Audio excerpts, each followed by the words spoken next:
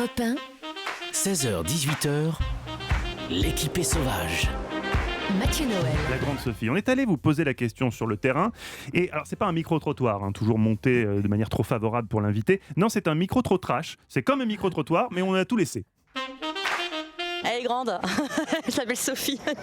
Oui, c'est une chanteuse. Grande brune. Du rock alternatif, non? Peut-être que c'est pour dire elle est grande, c'est la bosse, enfin je sais pas, peut-être. La variété, on pourrait dire que c'est la variétoche. Genre Juliette Armanette. Elle apporte le côté féminin mais rock'n'roll, tout en fraîcheur. C'est pas mal. Et pourquoi elle va sortir un album, c'est ça? Je m'appelle Sophie et je suis grande.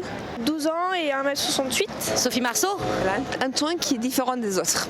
Moi j'aime beaucoup. Ouais. La grande Sophie, très bien, c'est tout.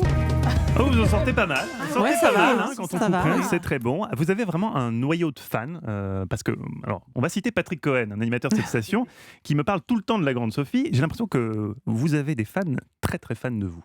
C'est vrai qu'il y a des fils d'elle, mais alors moi, j'attribue ça à mon parcours parce que je viens de la scène. J'ai commencé dans des tout petits lieux, des bars, des squats, et c'est comme ça que le public m'a suivi. Et après, j'ai fait un album. Alors, est-ce que j'ai toujours ce public-là? Évidemment, ça s'est élargi au fil du temps parce que des cérémonies aussi comme les Victoires de la musique, ça donne des coups de projecteur. Ouais, et Victoire de la puis musique les en 2005, passages radio. Révélation de scène, Victoire de la musique 2013, meilleur album pour la chanson de l'année. Et puis continuer à écrire des albums aussi. C'est vrai que c'est surprenant, mais là, je sais que je repars bientôt sur les routes et je reçois des messages.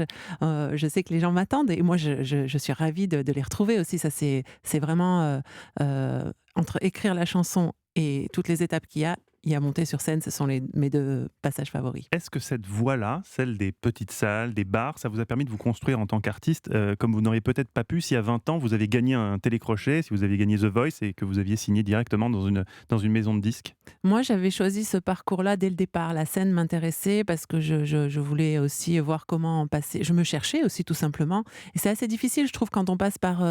Alors, ça fait gagner du temps, les émissions comme The Voice ou tout ce qu'il y a eu, mais il faut savoir ce qu'on veut. Si on ne sait pas ce qu'on veut, ça peut fragiliser aussi une personne, je trouve. Moi, j'ai appris sur le terrain et ça convenait à ma personnalité, en fait.